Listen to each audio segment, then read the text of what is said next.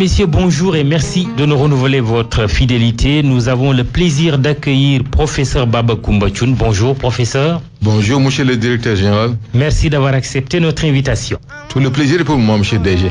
Vous êtes co-auteur du livre Cheikh Ahmadou Bamba Mbacké, le revivificateur de la sunna du prophète Mohammed, paix et salut sur lui. Vous avez été maître assistant dans plusieurs universités en Arabie Saoudite de 2008 à 2013 et êtes l'auteur de plusieurs articles publiés dans les journaux. On peut en citer à propos de l'exil de Cheikh Ahmadou Bamba au Gabon, du Magal au Maouloud, les différents khalifes de Cheikhoul Khadim dans leur mission de khidma. Les internautes vous ont posé des questions à travers les réseaux sociaux. Ils vont continuer à réagir via Facebook et Twitter avec le hashtag Grand Jury RFM ou directement via notre application GFM et vous disponible sur Android et Apple Store. Parlons maintenant de ce livre que nous tenons tous les deux entre les mains. Son titre, Cheikh Ahmadou Bamba Mbacké radiyallahu ta'ala anhu, le revivificateur de la sunna du prophète Mohammed, paix et salut sur lui. Un ouvrage coécrit avec Amadou Moustapha Thioune, décédé en 2010. Oui, je me suis trompé même sur la date du décès, oui. C'est 2009 exactement. En 2009. Préface de maître Madi Kenyan, ancien ministre. Descendant du prophète, originaire du Fouta, vous parlez de Cheikh Ahmadou Bamba. C'est ainsi que vous commencez la première partie de votre livre sur Serigne Touba. Dites-nous ses origines. Le père de Cheikh Ahmadou Bamba, radiyallahu ta'ala anhu, Mamour Anta Sali, lui-même vient d'une grande famille religieuse. Et sa maman, la pieuse Mame Diarra Bousso, vient du Fouta et d'une très grande famille religieuse, très pieuse, dont les traditions d'éducation à travers le Coran sont bien consommées. De sorte que les deux ascendants de Cheikhoul Khadim, aussi bien son père que sa mère, oui, ont été nourris à la sève du Coran. Pour vous donner un exemple, la mère de Sokhna Diarra Bousso, Sokhna Asta Walo, oui, a enseigné le Coran jusqu'à un âge très avancé, plus de 100 ans. Bien qu'elle-même soit décédée à l'âge de 33 ans, tout son cursus se résumait à être utile à son mari et être utile aux enfants qui apprenaient le Coran et à bien servir, n'est-ce pas, toute cette communauté.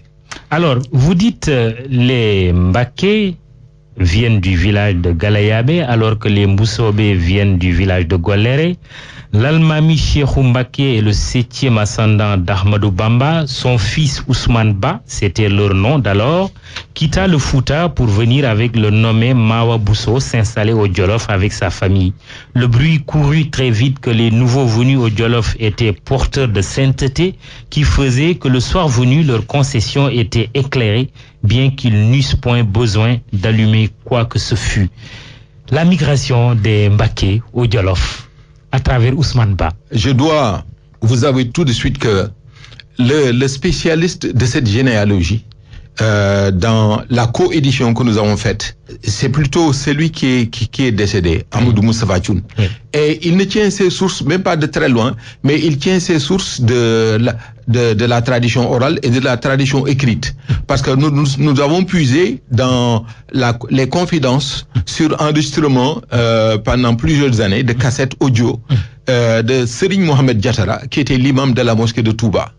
De telle sorte que quand la famille de Cheikh Ahmadou Bamba a quitté le Fouta, nous avons commencé à avoir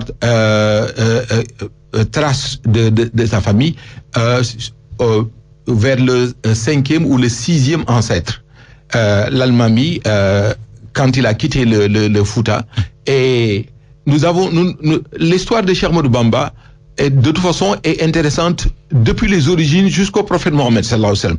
Mais ce qui est intéressant à savoir, c'est que Mame Balla Mbacké, quand il s'installe et ouvre une école coranique, c'est alors réellement là que commence la prise en main de Serigne Touba par son père. Parce que peu de temps après, Mambala décède à l'âge de 97 ans, tué par des Peuls.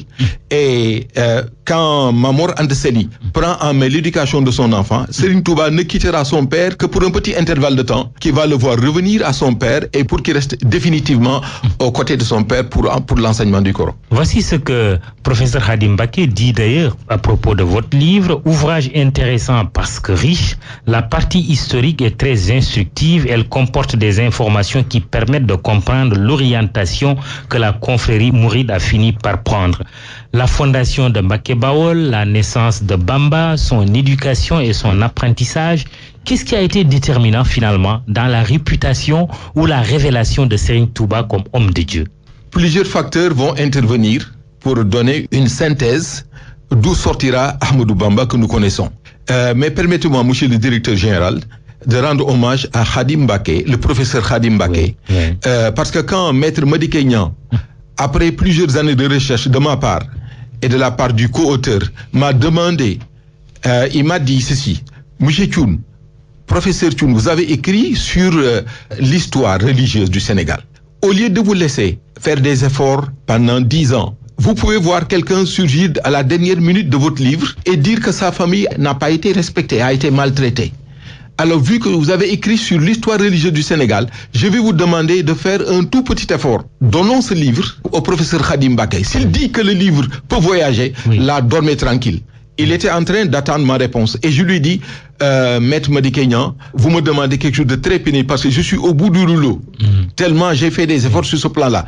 Mais en tant qu'intellectuel, je ne peux pas me refuser à passer sous les fourches codines de quelqu'un comme le professeur Khadim Mbacké, qui est connu pour sa grande réputation, n'est-ce pas, de professeur émérite. Alors je me plierai volontiers à son verdict. C'est ainsi que je lui ai remis le livre et au bout de 2 mois, il m'a remis en me félicitant. Il m'a dit, vous m'avez même appris des choses sur Serigne Touba que moi-même je ne connaissais pas. Vous étiez soulagé. Vous devinez, monsieur le directeur général, mon grand soulagement quand il a dit ses propos bienveillants à l'endroit de mon livre.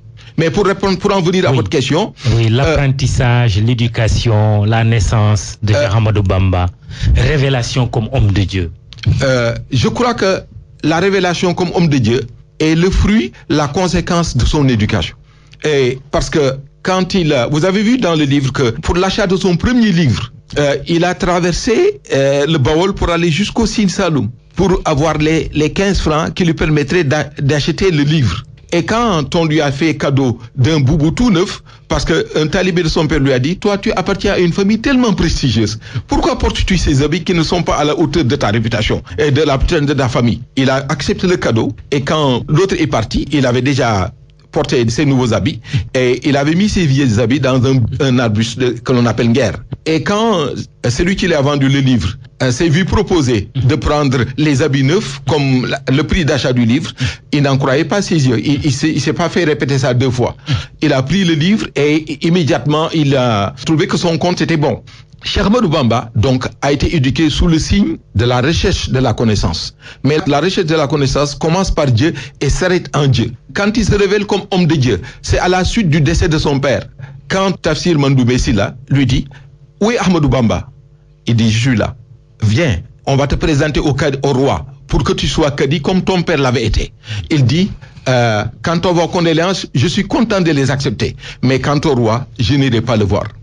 Les gens étaient interloqués de voir quelqu'un refuser la position de cadi auprès du roi. Parce que c'est une position privilégiée. Certains louaient sa crainte de Dieu, mais d'autres aussi disaient qu'il avait vu de manquer une très belle occasion d'avoir une position sociale des plus enviables. Il s'est très tôt détourné des choses matérielles, des privilèges, du temporel. Absolument. Et il a des oncles, il a des parents qui, tout en étant aussi instruits que lui, n'hésitaient pas à prendre certaines positions qui leur rapportaient des dividendes.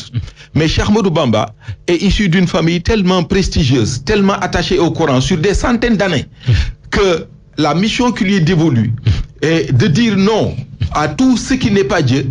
Il est le cheminement. Il est la cerise sur le gâteau d'une longue tradition, n'est-ce pas, d'études coraniques, de crainte de Dieu, mais il l'a exemplifié. Il l'a augmenté à un volume tel que les gens se sont dit, toute cette tradition de centaines d'années de dévotion à Dieu, voient leur sommet culminer en ce que Ahmadou Bamba vient de montrer aux gens. Et puis il y a eu le foyer réputé de pire. Absolument. Oui. Auprès de Halima Diakhaté Kala. Absolument. Oui. Halima Diakhaté Kala, oui. Avant d'aller à Pire, était d'abord auprès du roi Lat Dior. Il y a une anecdote qui fait que Cheikh Ahmadou Bamba, non content de voir, n'était pas très content de voir son père faire office de cadi auprès du roi. Mais vu son éducation, vu son extrême politesse, vu son raffinement, il ne faisait que écrire des messages qu'il déposait dans la chambre de son père et en lui demandant de renoncer poliment à cette fonction de cadi auprès du roi. Et Halima Diakhaté Kala un jour a dit à Lat Dior, parce que Cheikh Ahmadou Bamba est venu dire à Halima Diakhaté qu'un cadi auprès du roi, un ouléma dans la cour d'un roi est comme une mouche sur des excréments. Halima Diakhaté Kala a caché la lettre à Lat Dior, mais Lat Dior l'a su et il a convoqué Halima Diakhaté Kala et Cheikh Ahmadou Bamba. Cheikh Ahmadou Bamba est venu, non pas sur convocation de Lat Dior, parce que Lat Dior n'avait pas cette prétention à pouvoir convoquer Cheikh Ahmadou Bamba. Cheikh Ahmadou Bamba ne répondait qu'aux ordres de Dieu. Halima Diakhaté Kala est venu et tous trois, ils se sont assis. Et Lat Dior a dit, Khali, profitons de la venue de ce grand homme. Il n'avait que 20 ans, Cheikh Ahmadou Bamba, pour au moins nous expliquer sur sa position, sur certains détails. Il a mentionné l'allusion que Cheikh Ahmadou Bamba avait faite concernant la position d'un ouléma dans la cour d'un roi. Lat Dior n'était pas content, mais il ne pouvait pas montrer son mécontentement des chefs sur le champ. Lat Dior, quand Lat Dior a dit, que pense le cheikh, il dit que la position d'un ouléma qui vit près d'un roi, dans la cour d'un roi, c'est comme une mouche sur des excréments. Halima Diakhaté Kala lui a dit, Lat Dior, si moi je suis la mouche et toi les excréments, ne te fâche pas trop, parce que ma position d'ouléma même, je ne m'offusque pas de ce que Cheikh Ahmadou Bamba a dit. Quand le cheikh a dit, quand le cheikh est parti, Lat Dior s'est vu donner ses conseils suivants par le cheikh par Halima Diakhaté Kala. Oui. Il lui a dit, il y a un coin de ton champ que tu ne cultiveras point parce qu'il est constitué de roches et de rocs. Il ne donnera aucune culture. Il dit oui, dans tous les champs, il y a des coins comme ça. Il a dit, considérons Cheikh Ahmadou Bamba comme pareil coin. Accommodons-nous de sa présence, de son intransigeance, tout jeune qu'il est, mais vivons avec lui, mais laissons-le à ses convictions. Et Lat Dior s'est calmé. Exactement. Je rappelle que nous recevons dans l'émission Grand Jury de la RFM Baba Coumba Thioune, auteur du livre Cheikh Ahmadou Bamba Mbacké, le revivificateur de la sunna du prophète Mohammed sallallahu alayhi wa sallam. Et puis, il y a aussi cette rencontre avec Cheikh Ibrahima Fall, plus connu sous le nom de Cheikh Ibra Fall. Témoignage que vous rapportez, Cheikh Ibra Fall ne pouvait tolérer la vue ou la prospective de voir Serigne Ahmadou Bamba priant derrière l'imam Serigne Mor Sow. Vous nous direz qui était ce Serigne Mor Sow. Il se levait, marchant devant les personnes en prière et courant de gauche à droite, menacé quiconque osait se prosterner ou se lever. Vous ajoutez, beaucoup de fidèles renoncèrent à aller prier à la mosquée, mais le cheikh n'était pas resté sans réagir. Il a ordonné à Mame Cheikh Ibrahima Fall, par la suite, chaque fois qu'ils allaient prier à la mosquée, de monter sur un arbre. Vu que Cheikh Ibrahima Fall prenait comme quelque chose d'insupportable le fait de voir quelqu'un prier devant Cheikhoul Khadim. Ils étaient dans la maison familiale de Cheikhoul Khadim, là où Serigne Touba est né. Et Serigne Touba a un grand frère aîné qui s'appelle Mamour Diarra Mbacké, extrêmement savant, versé dans les lettres musulmanes, qui faisait chaque jour, plus tard dans sa vie, 100 raka pour finir le Coran. Comme nous avons dit auparavant, ils ont tous été nourris aux belles lettres coraniques. Mais au début de sa mission, Mamour Diarra et certains membres de sa famille ne savaient pas, n'étaient pas tellement au courant de la mission, de la tournure des choses que Cheikh Ahmadou Bamba voulait faire prendre à ses disciples. Quand le prophète Mohammed sallallahu alayhi wa sallam est apparu à Cheikh Al-Khadim en lui disant, éduque tes disciples, non pas par l'étude, mais par la tarbiya. c'était la voie soufie qui faisait que l'étude seule des belles lettres, l'étude du Coran ne suffisait pas. Il fallait acquérir certaines qualités que seule la pratique soufie pouvait donner. C'est comme ça que le prophète lui-même avait éduqué ses disciples. Il demandait au Cheikh al-Khadim d'emprunter cette voie qui est beaucoup plus exigeante, qui est extrêmement difficile et qui consistait à avoir faim.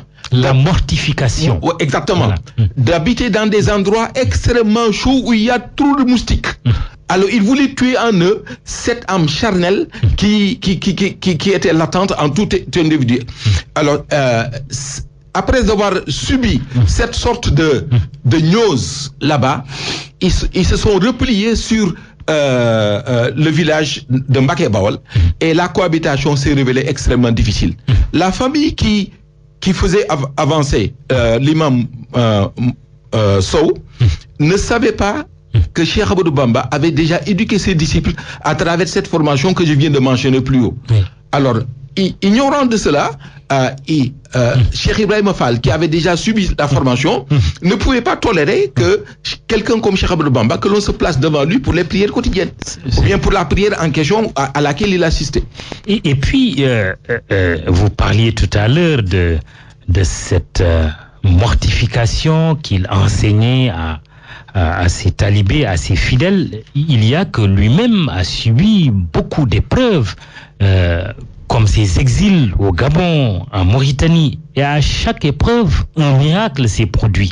D'abord, commençons par l'exil au Gabon, le samedi 21 décembre 1895. Avant de venir, monsieur le directeur général, répondre à cette question, je dois dire une chose. Quand le prophète de l'islam, sallallahu alayhi wa sallam, Mohammed, a demandé à Cheikh al-Khadim d'éduquer ses disciples, non pas par l'étude, mais par la tarbiya, il s'agit d'un pacte d'allégeance qui a été renouvelé. Le premier pacte d'allégeance a été établi par le prophète Mohammed sallallahu alayhi wa sallam. Quand on a annoncé la nouvelle de la mort de Ousmane, radiyallahu ta'ala anhu, le prophète a étendu sa main et tous les autres sahabas ont posé leurs mains sur la main du prophète pour faire un pacte d'allégeance. Et ils se sont tous dit que notre main, voici la main de Ousmane. Nous posons tous notre main sur celle du prophète qui est la main de Ousmane. Nous allons donner notre vie pour que Ousmane ne soit pas tué. Cet acte d'allégeance, ça s'appelle le Aslam tu Nafsi. Celui qui fait acte d'allégeance à Cheikh al-Khadim vient et pour lui dire que je me soumets à toi après m'être soumis à Dieu à cause de ta valeur spirituelle qui est immense. Et je ferai tout ce que tu me demandes de faire et je laisserai de côté. Je ne m'approcherai même pas de ce que tu m'interdiras. C'est comme ça qu'est né le djebelou. C'est ce qu'on appelle en Wolof le djebelou. Celui qui fait acte d'allégeance, il vient se donner corps et âme à son marabout. Parce que le marabout, spirituellement, est un cran au-dessus. Plusieurs crans au-dessus. C'est pourquoi il vient s'en remettre à lui pour qu'il indique, parce qu'il ne peut indiquer que la voix de Dieu. Le marabout ne peut indiquer que les traces du prophète Mohammed sallallahu alayhi wa sallam. Alors, après cela, il y a eu l'exil. Sur le chemin de l'exil, il y a eu plusieurs épreuves. Vous avez mentionné ici une date. La première épreuve, ce n'est pas au Gabon que Cheikh Ahmadou Bamba l'a rencontré. Il l'a rencontré même ici à Dakar, quand on l'a mis dans une chambre extrêmement étroite, puante, avec des pointes et tout. Et on a déchaussé, on a enlevé ses chaussures. Et on l'a précipité là-dedans. Épreuve que lui a fait subir le colon français. Exactement. Il s'est mis immédiatement à réciter la sourate Baqara. Ensuite, il a récité la sourate Ali Imran, les deux sourates les plus longues du Coran. Dieu est venu à son secours. Immédiatement, il s'est senti mieux, mais il a continué à réciter le Coran, à faire invoquer le nom de Dieu, jusqu'à ce que le lendemain, on le confie à Ibra Bintegay, un dignitaire lébou, qui a demandé à son épouse Anna Faye de s'occuper de Cheikh Ahmadou Bamba et de lui rendre tout le séjour agréable suite à la cuisine, suite aux nombreuses attentions que cette honorable dame faisait pour le Cheikh Khadim. C'est ensuite à bord du bateau que Cheikh Ahmadou Bamba est parti le 21 septembre en route vers le Gabon. Là aussi, d'autres épreuves terrifiantes l'attendaient. Les gens ne mentionnent pas trop la rencontre de Cheikh Al Khadim avec Doudou Mbaye. Doudou Mbaye est un Sénégalais qui a servi l'administration coloniale, bardé de diplômes, mais tout entier au service de la puissance colonisatrice. Il se vouait corps et âme, n'est-ce pas, à remplir sa mission, qui consistait, entre autres, quand Cheikh Ahmadou Bamba est apparu, à essayer de dompter cet indigène-là, comme il disait, et à le ramener ses prétentions à de plus justes proportions. Il n'hésitait pas, une fois au Gabon, à essayer d'humilier, entre guillemets, le Cheikh Khadim. Et cela a commencé même à bord du bateau, quand il est venu emprunter le livre de Coran que Serigne Touba avait entre les mains, parce que Doudou Mbaye il est né à Saint-Louis. Et les Saint-Louisiens ont cette réputation-là, quel que soit le diplôme qu'ils ont eu, d'être ferrés en Coran, lettrés en Coran. Il a ouvert le livre et il est tombé sur un verset du Coran qui disait que « Dis aux infidèles qu'un châtiment terrible les attend ». Il a remis le livre à Cheikh Khadim, tout en sachant, avec un visage très sombre, que ce qu'il venait de dire, scellait son sort. Alors, les épreuves, c'est là-bas que ça commence. Et je serais très heureux d'ajouter mon commentaire sur d'autres épreuves que... Oui, justement, j'étais en train de dire, à chaque épreuve, il y avait un miracle. Absolument. La prière sur l'océan. Absolument. L'histoire du puits. Et il déjoue tous les pièges tendus par le colon, jeté aux fauves. Oui, absolument. Jeté dans une chambre avec une femme qui était toute nue. Oui, absolument. Absolument. Racontez-nous. Tout ceci est authentique. Oui. On ne peut pas comprendre la survenue de toutes ces épreuves, monsieur le directeur général, si on n'a pas... Appelez-moi Mamoudou. C'est plus simple. Mamoudou monsieur, oui. Mamoudou, on n'a pas... une lecture circonstanciée très nette de tous ces détails si on ne se remémore pas l'engagement que Serigne Touba a pris à Touba avant d'aller sur le chemin de l'exil. Vous me rappellerez de revenir aux épreuves, hein, s'il vous plaît. Mais à Touba, dans le quartier de Darou Khoudoss, quand on est venu lui remettre le titre de Khoutbou Zaman, pôle de son temps, le pôle de son temps, c'est la personne religieuse la plus haute, la plus distinguée de son temps. On lui remet à peu près le cachet de tous les êtres humains de l'époque. Le prophète est venu, fil Jisbi, en chair et en os, lui remettre ça. C'était dans les derniers jours du mois de Ramadan. Quand Serigne Touba passait tous ces derniers jours, comme les musulmans le font, à prier à la mosquée. Il ne sortait pas de la mosquée. Il a vu le prophète, et quand le prophète lui est apparu maintenant, quand il a accru, n'est-ce pas, sa dévotion en Coran et en invocation de Dieu, le prophète est venu lui remettre sa décoration de pôle de son temps.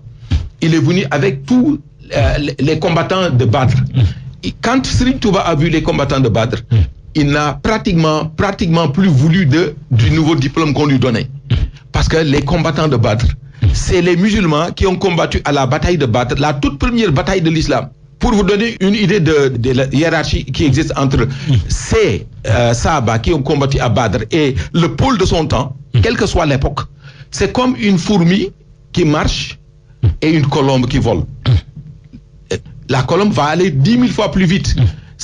Voilà le degré de la hiérarchie qui sépare le Khoutbou Zaman, le pôle de son temps. Et Serigne Touba a dit au prophète, je veux faire partie de ces gens-là. Le prophète lui a dit que c'est une porte déjà scellée. On ne peut plus la rouvrir. On ne peut plus retourner à la bataille de Badr. Toi, Cheikh Ahmadou Bamba, je t'aime bien. Je t'aime vraiment de tout mon cœur. Mais pour que tu fasses partie de ces gens-là, ce sera quelque chose d'extrême. Allah subhanahu wa ta'ala a dit au prophète, toi Mohamed, dis à Cheikh Ahmadou Bamba quelles sont les conditions qui s'attachent à lui de les remplir pour que cette porte qui était scellée soit rouverte. On a dit à Cheikh Ahmadou Bamba, tu vas aller au-devant de 285 épreuves, toutes aussi terrifiantes et insoutenables les unes que les autres. On va en citer quelques-unes, comme je disais tout à l'heure, au cours de son exil gabonais, jeté au milieu des fauves avec le Damel Samba Laobé Fall. Absolument. Mais cette femme nue, aussi dans une chambre, des pièges qui lui ont été tendus, qu'il a réussi à déjouer. Parlez-nous-en de manière très succincte. Tu sais, Mamadou, vous savez, la puissance colonisatrice de tout temps, quels que soient les colons qui ont colonisé d'autres peuples, les brimades, les malversations, les humiliations n'ont jamais cessé quand le peuple colonisé a subi les foudres de ceux qui sont venus les asservir. Les Français, quand ils ont dominé notre terre d'Afrique de l'Ouest, ils en ont fait voir de toutes les couleurs à nos ancêtres. Et ils avaient plus d'un tour dans leur sac. À propos de cette femme nue qui a été jetée dans la chambre du Cheikh Al-Khadim, le saint homme était en train de rédiger les ordres qu'il dédie au prophète Mohammed sallallahu alayhi wa sallam. Et quand ils sont revenus au bout d'une nuit, le lendemain, ils sont venus et ont trouvé la chambre vide. Il n'y avait que le Cheikh Al-Khadim radiyallahu ta'ala anhu. Ils ont demandé au saint homme, mais où se trouve la femme que nous avons fait entrer dans la chambre? Le Serigne Touba n'a pas répondu. Mais quand il a vu qu'il commençait à s'inquiéter, il leur a demandé de renverser l'écuelle qu'ils avaient trouvée ici.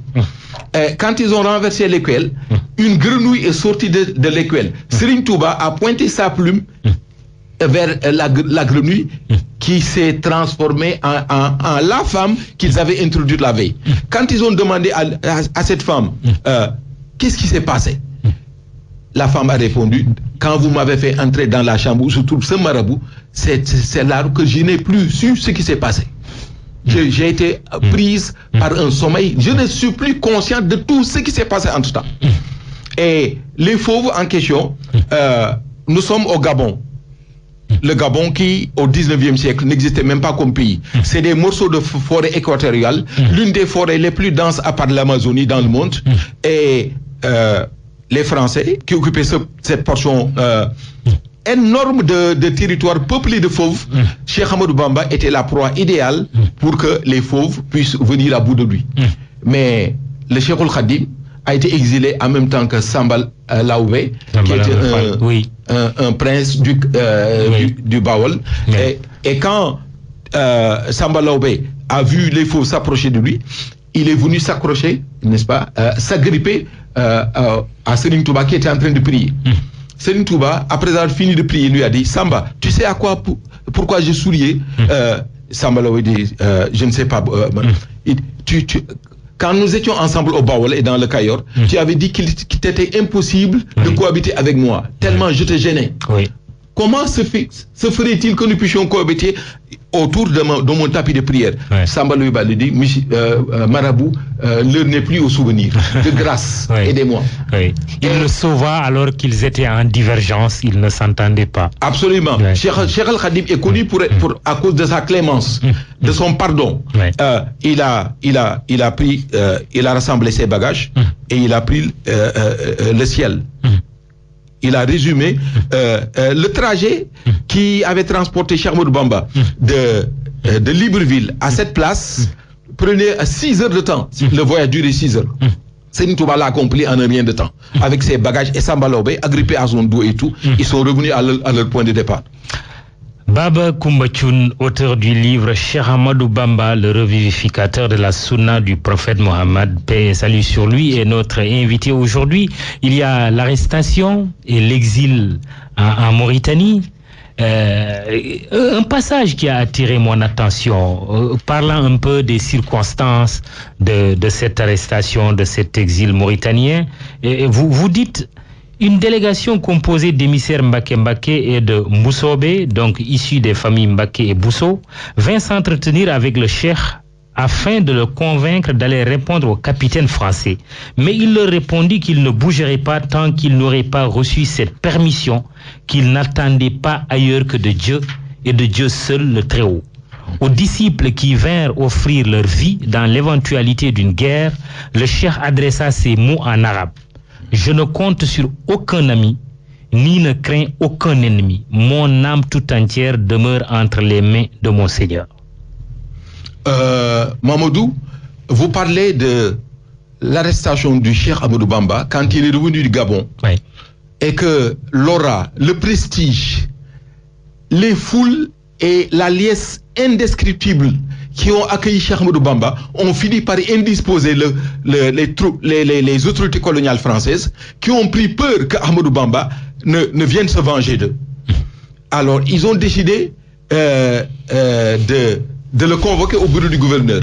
Le gouverneur qui s'appelait Merlin, le gouverneur Marshal Henri Merlin. Tout à fait. Plusieurs convocations ont été envoyées au Cheikhoul Khadim, radiallahu ta'ala anhu, qui a fait la sourde oreille. Parce que le cheikh ne se déplaçait que sur injonction de Dieu transmise au prophète. Et le prophète parlait au Cheikhoul Khadim.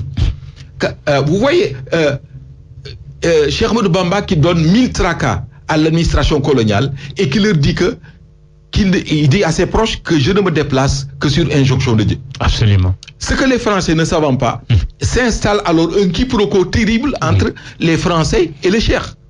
Parce que les Français prennent le refus de répondre à leur convocation comme la pire des offenses, comme la pire des humiliations. S'ils avaient demandé au cheikh, le cheikh leur aurait dit que moi je ne me déplace que sur ordre de Dieu, c'est pas sur votre ordre. Ce qui aurait été offensant tout de même. Mais de toute façon, entre ces deux offenses, le cheikh, lui, pour rien au monde, n'aurait cherché à déplaire à son Seigneur. Et quand les Mbaké se sont déplacés, plus les Mboussobé, parce que imaginez un village du Kayor et du Bawal investi par des troupes coloniales, par des Toubabs. Au 19e siècle, le fait pour des Noirs de voir des Blancs armés de fusils et de tout et tout, mais c'est quelque chose d'épouvantable. Surtout pour des populations qui ont vécu toute leur vie sans jamais voir de Toubab. Absolument, mais il a évité une guerre. Ce qui nous amènerait peut-être à parler de Cheikh Ahmadou Bamba et le djihad. Absolument, absolument. Quelle guerre est-ce que Cheikhoul Khadim a évité? La guerre se serait passée entre les troupes coloniales et les disciples de Cheikh Ahmadou Bamba. La famille de Cheikh Ahmadou Bamba, les Mbaké et les Mboussobé, sont intervenus uniquement pour que Cheikh Ahmadou Bamba aille répondre aux colons. Vous voyez déjà, sa famille commençait un peu à être excédée. C'est ça. Parce que il s'est installé une atmosphère de conflit, de guerre latente, larvée, que d'après certains membres de la famille de Cheikh Ahmadou Bamba, qui aurait pu être évité si Cheikh Ahmadou Bamba était simplement parti répondre. Mais tout en ayant du respect pour l'attitude du cheikh, ses parents Mbaké, à part ceux qui l'ont suivi dès le départ, le suppliaient presque d'aller répondre. Et Cheikh Ahmadou Bamba ne répond que sur injonction d'Allah. Un de ses disciples, Cheikh Abdourahmane Lo, radiallahu ta'ala anhu, est venu lui dire, ô grand cheikh, ne répondez au Toubab que sur l'ordre de votre Seigneur. Cheikh Ahmadou Bamba, inspiré par Allah subhanahu wa ta'ala, a dit, Allah vient de me faire savoir à travers les paroles de Cheikh Abdourahmane Lo que j'ai reçu l'aval de Dieu pour aller répondre au Toubab. Alors, ils sont venus, ils ont arrêté Cheikh Ahmadou Bamba. Et vous savez, le commanditaire de toute cette machination, c'est le gouverneur. Mais le bras armé du gouverneur, c'est le fils de Lat Dior, Mbahan Diop, qui est venu arrêter Cheikh Ahmadou Bamba. Et quand Cheikh Ahmadou Bamba lui a dit, prends garde à toi, Mbahan, parce que ton défunt père Lat Dior, avant d'aller à Dekele pour mourir, m'avait confié toute sa famille. Ta tante m'avait dit quelque chose qui fait que je ne peux rien te faire. Prends garde à toi avant que malheur ne t'arrive. Moi, je ne suis pas ton égal. Mbahan et le capitaine qui avait été envoyé ont escorté le Cheikhoul Khadim. Entre-temps, ils ont passé à Darou Manan le lieu, la concession du cheikh pour voir s'il n'y avait pas des armes. Parce que Mbahan avait dit que Cheikh Ahmadou Bamba cachait des armes pour livrer une guerre contre la puissance coloniale. Ils ont regardé fouillé toute la concession, ils n'ont rien trouvé.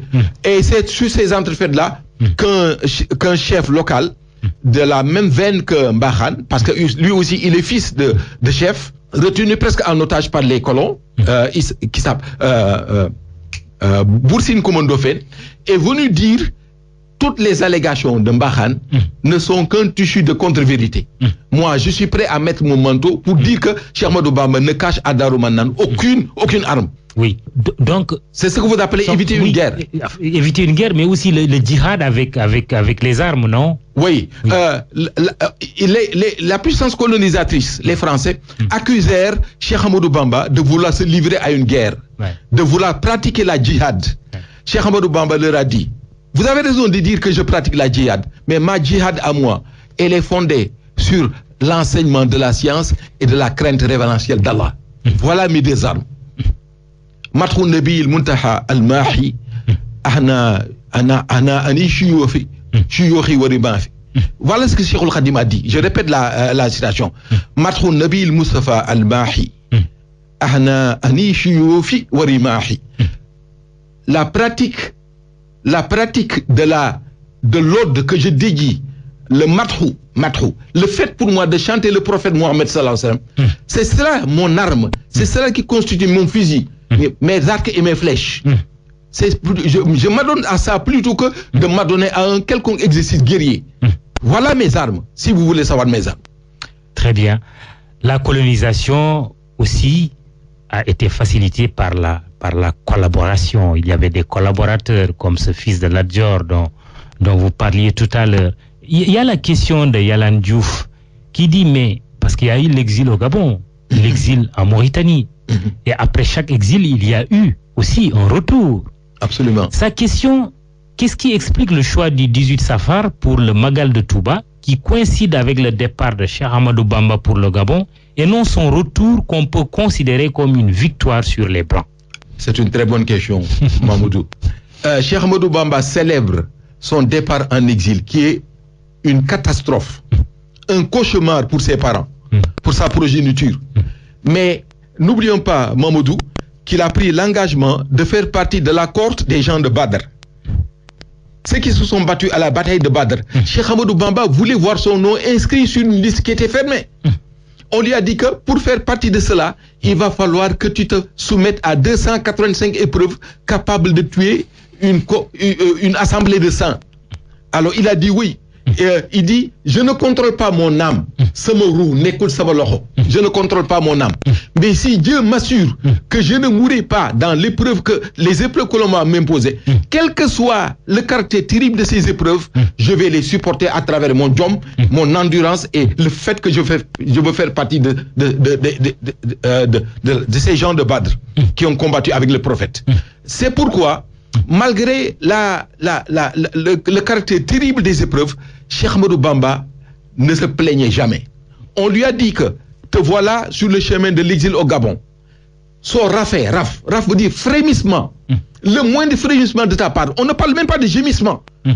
Non seulement tu vas perdre le titre que tu veux convoiter, mais tu seras dégradé. Tu ne seras plus rien.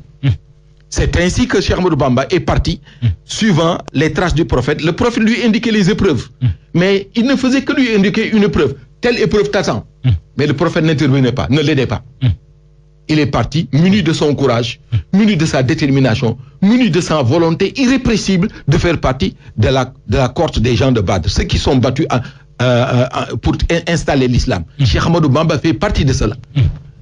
Ils appellent, dans tous ces chassides, ils s'appellent Wa Ahlou Badrin.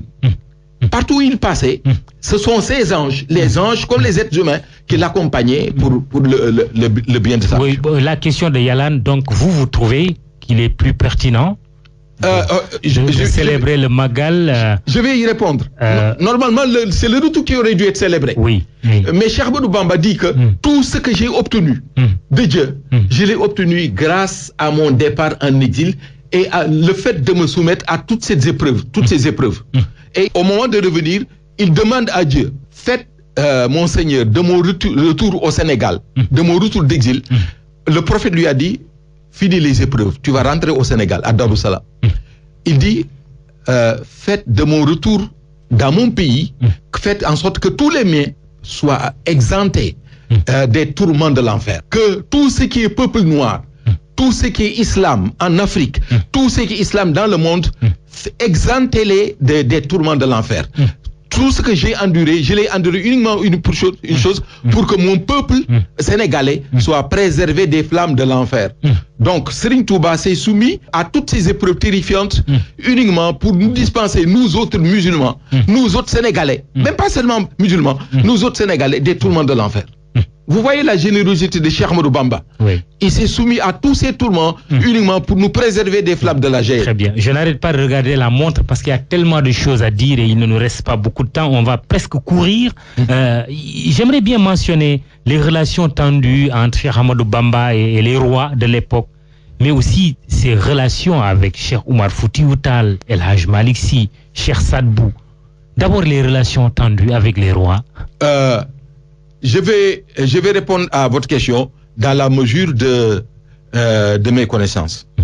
Mais permettez-moi de citer le vers par lequel Cheikh Ahmadou Bamba a obtenu la rédemption de tous les péchés des siens à son retour d'exil. Il a dit Ijhal rujuhi ila khawmi sa'adatana wal takfina yawma jami khalqi nirana.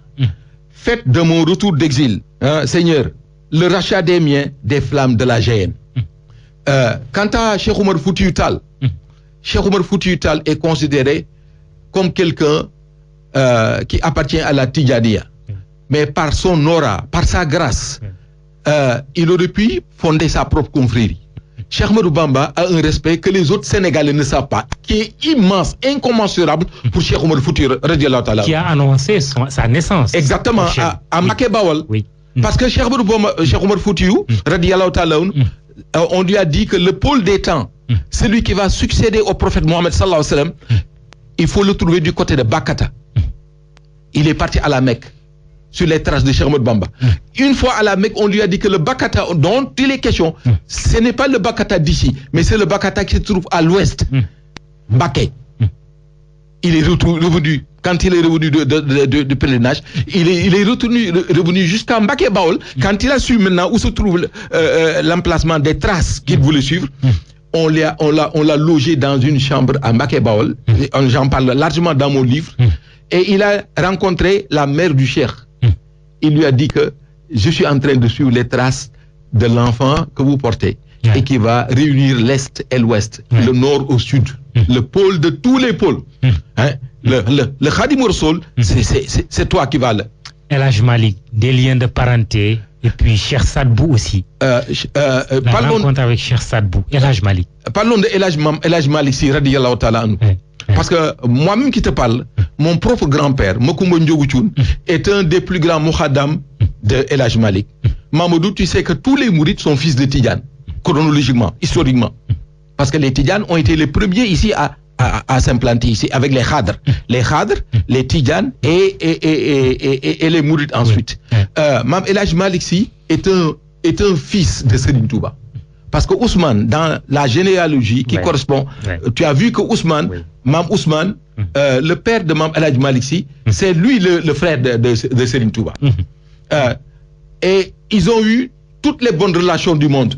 Je dirais, Mamadou, quand Serigne Touba était en exil au Gabon, Mam Cheikh Ibrahima Fall, Babil Mouridine, quand il préparait de la nourriture pour le Cheikhoul Khadim, de la viande essentiellement, qu'il faisait sécher, tu sais qui égorgeait, c'est Mam El Hadj Malick Sy, que Mam Cheikh Ibrahima Fall avait choisi pour que tout ce que Serigne Touba mange, ce soit déjà égorgé par Mam El Hadj Malick Sy. Et puis l'arbre généalogique là, leur ancêtre commun, Mam Maram Mbacké, colonne de gauche, Thierno Farimata, Mati Mbacké, Ousmane Sy, El Hadj Malick.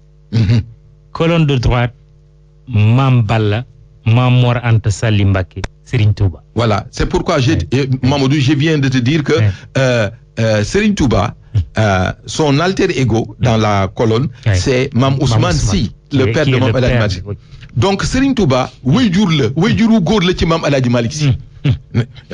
Et ils ont eu toutes les bonnes relations du monde. Cheikh Saad Bou. Cheikh Saad Bou radiyallahu ta'ala anhu aussi n'a jamais eu à rencontrer Cheikhoul Khadim, contrairement à ce que croient beaucoup de chroniqueurs.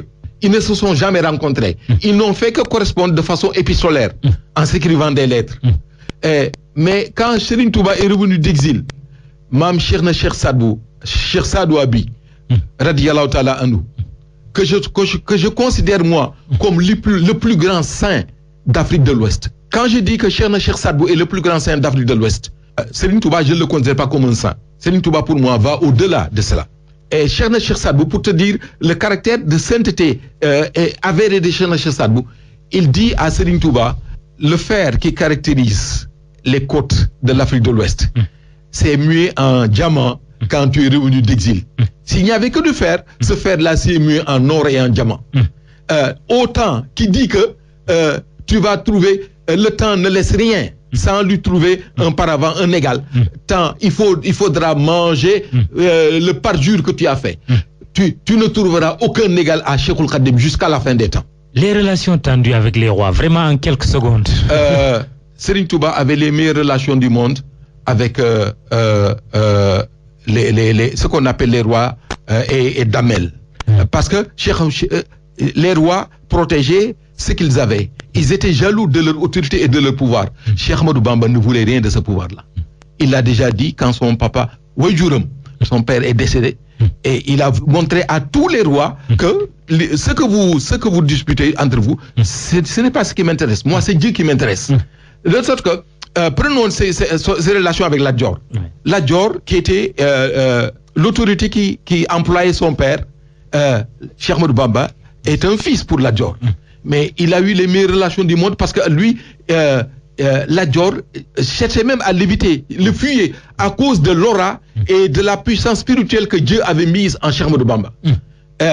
Al-Bouri, il a vu Serigne Touba et il a voulu que Serigne Touba puisse bénir, n'est-ce pas, le fait pour lui de s'exiler et de quitter le Sénégal parce que c'était devenu extrêmement étroit pour qu'il puisse aller vers des terres plus lointaines.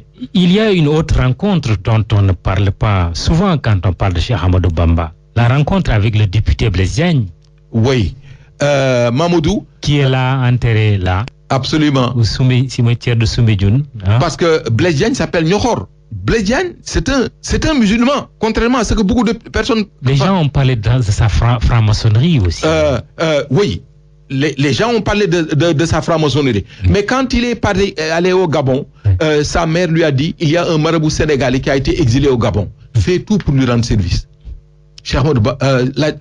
Blaise Diagne donnait à Cheikh Ahmadou Bamba de l'encre pour qu'il écrive ses chassides, ses poèmes. Il lui fournissait du papier.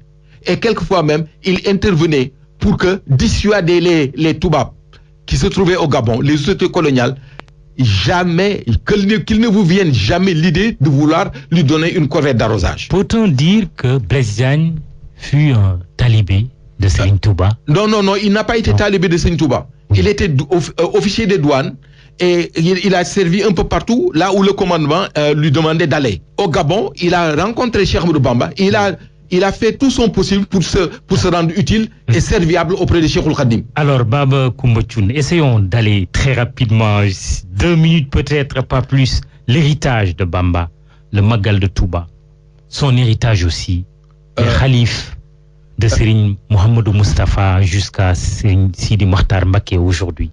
L'héritage est entre de bonnes mains. Moi, je suis un simple talibé. Je n'ai même pas les capacités spirituelles pour mesurer la façon dont l'héritage est légué de génération en génération.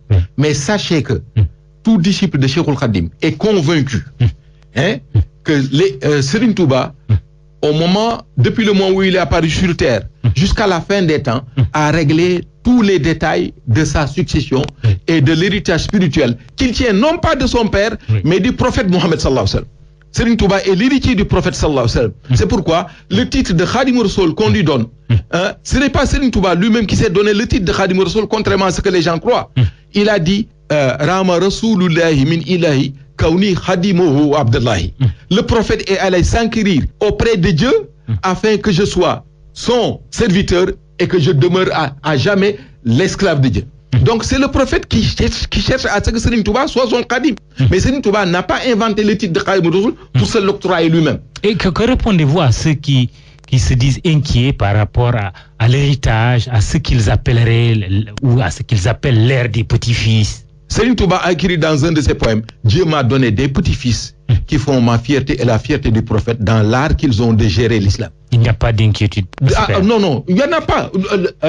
Aucune inquiétude. La place des femmes dans le rayonnement du mouridisme, mais j'aimerais juste, parce qu'il y a aussi une galerie de photos là, dans ce livre. Sokhna Maïmouna Mbacké Kabir, fille de Serigne Touba. Sokhna Moumi Mbacké, fille de Serigne Touba. Sokhna Maïmouna Mbacké Sakhir, fille de Serigne Touba. Sokhna Mben Gabou Mbacké, fille de Serigne Touba. Sokhna Aminata Mbacké, fille de Serigne Touba. Sokhna Muslimatou Mbacké, fille de Serigne Touba. Sokhna Aminatou Bousso, mère de Serigne Abdoul Khadr Mbacké.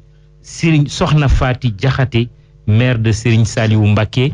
Il y a aussi ces femmes qui ont joué un très grand rôle dans le rayonnement du mouridisme. Nous aurons une autre occasion d'en parler, mais deux petites questions d'actualité. Peut-on continuer à célébrer le Magal des 2 Rakas en ayant à côté la statue de Faidherbe à Saint-Louis? 10 secondes. La statue de Faidherbe est tombée un 5 septembre. Oui. Il n'y a point de hasard en islam. Oui. L'islam ne connaît pas le hasard. Oui. La statue de Faidherbe s'est affaissée le jour même où Serigne Touba partait en exil. On l'a redressée et l'État prévoit de la remettre à sa place. Je ne saurais faire un commentaire sur ce que l'État est en train de faire. Oui. Mais Mamadou, ne vois-tu pas une coïncidence de Dieu entre cette statue qui s'affaisse un 5 septembre, date à laquelle Serigne Touba était parti en exil, et Mamadou, laisse-moi te dire une chose, s'il te plaît. Le 5 septembre, ce n'est pas simplement la statue de Faidherbe qui tombe. On doit y voir un signe d'Allah, un signe de Dieu. C'est une seconde victoire pour Cheikhoul Khadim et les Mourides et l'islam. Mais le 5 septembre, ce que beaucoup de Sénégalais ne savent pas, le premier président de la République du Sénégal, Léopold Sédar Senghor, a été installé pour la première fois dans ses fonctions de président un 5 septembre 1960. Mamadou, je te prie de t'arrêter seulement 10 secondes pour voir la coïncidence extraordinaire qu'il y a entre ces deux 5 septembre que nous venons de mentionner. Donc le 5 septembre, Serigne Touba est parti non seulement en exil, mais pour que aussi le Sénégal indépendant voit son premier président installé un 5 septembre. Tout à fait. Et les 2 rakas, il faut le rappeler, c'est la prière qu'il a effectuée dans le bureau du gouverneur Faidherbe. Et puis, dernière chose, vous connaissez bien les lois saoudiennes, puisque vous avez été maître assistant dans plusieurs universités en Arabie Saoudite. Les lois saoudiennes est l'affaire de notre compatriote Mbayang Diop, condamné à mort. Tout est-il perdu pour notre compatriote? Loin de là. Je prie Allah subhanahu wa ta'ala que notre compatriote Mbayang Diop soit épargné, soit sauvé. Oui. Au-delà des prières, est-ce que vous pensez qu'on pourrait avoir une clémence pour elle? J'ai fait 10 ans en Arabie Saoudite, 11 ans, à enseigner dans les universités. Oui. Je sais que, par exemple, quelqu'un comme son Excellence, Monsieur le Président Macky Sall, peut faire beaucoup de choses pour que Mbayang ne soit pas exécuté. Parce que l'Arabie Saoudite... Et le roi? Oui. Et Monsieur Macky Sall est un ami du roi. Comme les présidents qui sont passés avant lui ont toujours eu d'excellentes relations avec l'Arabie Saoudite. Très bien, on va rester avec cet espoir. Mamadou, permets-moi aussi de dire une chose. Vu que j'ai eu des élèves qui ont l'âge du président Macky Sall, je voudrais donner un conseil pédagogique à notre président qui a parlé lors du concours général d'enseigner la philosophie en classe de seconde. Pour moi, les élèves sénégalais ne peuvent pas prendre la philosophie en classe de seconde. Au lieu d'enseigner la philosophie, le président Macky Sall s'est toujours glorifié devant ses collègues européens et du fait que la tolérance qui existe au Sénégal, c'est le fruit de l'enseignement de nos chefs religieux, des chefs de confrérie. Oui, il faut enseigner quoi? Il faut enseigner les écrits de Cheikh Ahmadou Bamba, de Mam Ablaye Niass, de Cheikh Sadbou, de Mam Aladji Malik, en classe de seconde. Au lieu d'enseigner la philosophie, enseignons la tawhid, la crainte de Dieu révérentielle à nos élèves. Ils deviendront d'excellents citoyens. Merci Baba Kounta Thioune, auteur ou co-auteur de ce livre, Cheikh Ahmadou Bamba Mbacké radiyallahu ta'ala anhu, le revivificateur de la sunna du prophète Mohammed, paix et salut sur lui. C'était une façon pour nous de contribuer au Magal 2017 de cette année. Je souhaite à toutes et à tous un excellent Magal. Émission Le Grand Jury présentée avec un immense plaisir par Mahmoud Ibra Kane, à la technique Marie-Justine Diogo, Digital Manager Maguette Koulibaly. Dans un instant, le journal de midi. Bon dimanche, rendez-vous dimanche prochain.